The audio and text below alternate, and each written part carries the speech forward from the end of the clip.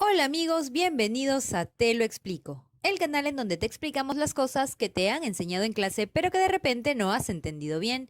El día de hoy vamos a tratar un tema de comunicación que nos va a servir después para poder hablar de los complementos del predicado. Y este tema, que también nos va a servir para hablar de voz activa y voz pasiva, es verbos transitivos e intransitivos. Vamos a ver la diferencia entre estos dos tipos de verbo, verbos transitivos e intransitivos en español. ¿Listo? Entonces empecemos. Aquí tenemos un verbo. El verbo es come. Si yo tengo este verbo, esta palabra sola, yo de por sí no tengo un significado completo, porque para que este verbo tenga un significado completo o exprese su real significado, tiene que haber primero alguien que come. ¿No? Come nomás, no me dice nada. Puede decirme él come, ella come, en realidad es bastante vago. Es por eso que yo tengo que tener un sujeto que le dé significado a este verbo. Entonces, cuando yo pongo Juan come, ya expresa un significado. Sin embargo, no está del todo completo, porque si yo digo Juan come, siempre que alguien come algo, ¿cierto? Mi verbo come no va a expresar su sentido completo, su significado completo, si yo no completo esta parte. En este caso, con un objeto, que es lo que Juan está comiendo. Juan come galletas. Entonces, en este caso, para que mi verbo tenga un sentido, necesito un sujeto que lo realice, en este caso Juan, y un objeto que se relacione con el verbo, que come galletas, en este caso. Y este tipo de verbos son los verbos transitivos. Entonces, un verbo transitivo es aquel que necesita de un sujeto y de un objeto para poder expresar su significado completo. Entonces, necesito un sujeto, que en este caso es Juan, y un objeto, que en este caso es galletas. Ese es un tipo de verbo. Ahora, ¿qué otros verbos son verbos transitivos? Aquí tengo algunos ejemplos de verbos transitivos para que ustedes vean. Aquí están. Por ejemplo, abrazar. Alguien abraza a otra persona o a algo.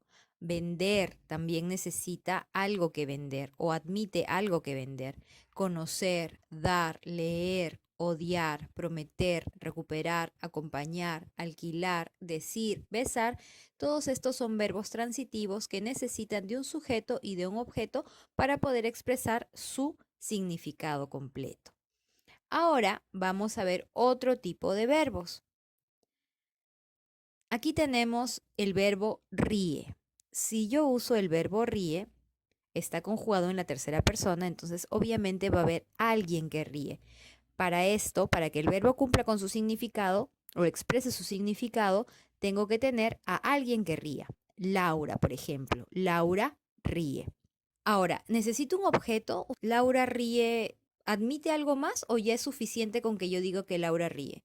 Por supuesto, ya es suficiente con que yo diga que Laura ríe, porque ríe de por sí no me permite que yo ponga algo más o un objeto que reciba esa acción. Entonces, para el verbo ríe solamente necesito un sujeto y no necesito un objeto. Este tipo de verbos son los verbos intransitivos, que son aquellos que solo necesitan un sujeto para poder expresar su significado, no necesitan algo más. Y ejemplos de verbos intransitivos son, por ejemplo, vivir, adelgazar, bailar, morir, saltar, correr, respirar, llorar. Todos estos son verbos intransitivos que solamente necesitan un sujeto para poder expresar un significado completo. Ahora, tenemos, por ejemplo, comemos. El verbo comemos que está conjugado en la primera persona del plural. Y tenemos el verbo obtuvimos, que está conjugado en la primera persona del plural.